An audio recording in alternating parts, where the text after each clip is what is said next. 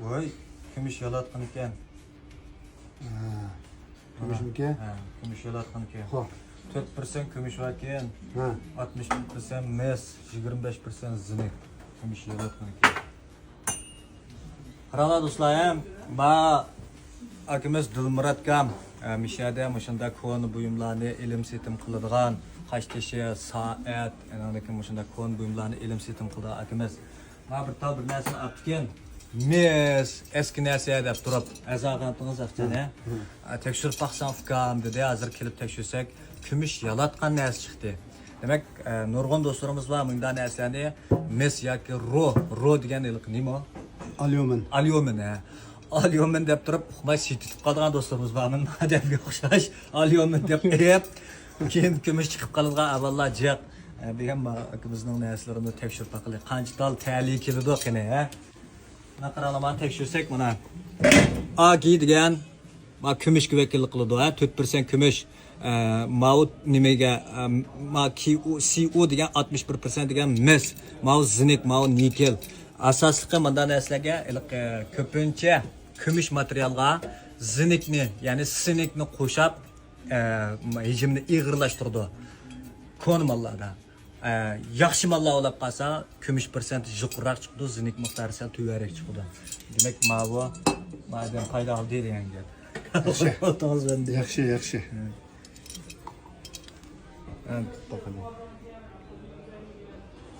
Nah, mana.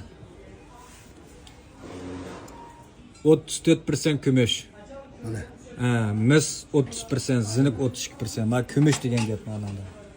Kumushning miqdori cho'ng degan gap. Mana. Ya'ni yana uqmayib qoldiramiz chiqirdi. Esimde sitib qolib qara. Mana ba'zi esida yo'q, o'zim uqmay turib sitib qolganlar bor. Mana kumushni bilmayman. Mana ig'izcha Nurg'un odamlar bor. Manda avanchi, oltin chiqib qolgan avanchilar bor. Onun uqmay mis deb, siriq mis deb turib, sitib qolgan avvallar nurg'un. Bundan burun nurg'un ko'ralgan. Siz nimada bo'lgan? Bo'lgan. Siz bir sitib. Na kumushni sitibdi mesela 500 gram kumushni uqmay. Azallah. Kimga? Mana o'lan to'liq qo'ldan keldi endi. Sizga. Hamam kumush yalatgan ekan. 8% kumush. Ha. Kumushni chiqdi-ku sizdan keyin bunda mis, Altın çıksulikida bu altın. Açogunni qildi, açogunni ko'nisni. Oltinlar fikrimda. Ya mis.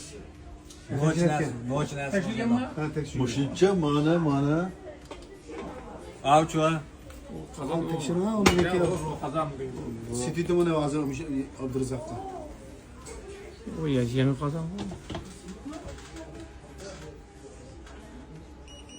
Alyomin bilan temir zinik var ekan, mis 5%. Nasıl bak yani? Abdurazak. Yangi baqasan. Yangimi? Yangi zamondan. Yangimi? Kona. Sonli yangi deysiz. Kona Hindistandan. Kumush 99. 93%. 93%. Ha? Yomon nimaga jibama, soatim tasdiq qo'yib qo'yish kumush deb chiqarib bo'ldi. Kiye. Şu altın çıkan dike. Mançta. Men bir tal narsam deb eklab yo'q. Abdurazak nima? Kiyedan niye? Şu altın çıkan dike, şu altın çıkıp kalan dike. Deşe diyor. Mana mavi oltin chiqib qolsa, Dilmurodga Topolmaymiz. necha kilo kelama u? 6-7 kilo. 3,5 kilo, 4 kilo keldi. Tapmiz. Vay, 90% mes, 2% zinik, 3% qo'g'shin. Altın emas dike. Naq oltin deb qaraganingizda nima? Altın çıkıp kalan Ya bolsa. olili. Agar bunday narsalar oltin chiqib qolsa, olma do'stlar, ha. Bunday narsa qiziqadigan do'stlar, yurak berib saqlanib qo'shib olgandan keyin inkas rayoniga avatib qo'ysanglar, rasmiy qarab, endi 100% bilgil olmaydi. Oltin bo'lib qilish ehtimolligi bor deb qarasak, mana sizda ekiling yoki bo'lmasa falan yerda nima qilaylik deb tekshirib, oltin bo'lib qolsa, ilaveramiz. Malades. Chiqirma. Men chiqarlar tiqib etdim, balo satmayman. Chiqirma.